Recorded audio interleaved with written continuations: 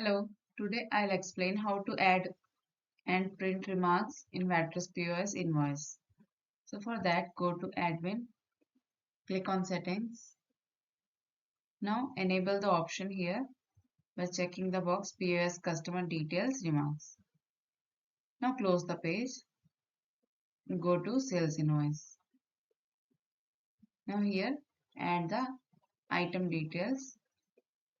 Okay. Now below you can see Customer Details button. So click on that and write the customer details. And right here you can write the remarks. So for example, I'll add as my membership. You can add as per your requirement. Okay. Now make invoice. Select the payment mode. Click on invoice. So in this way, you can add and print remarks in Vatrix POS invoice. Thank you.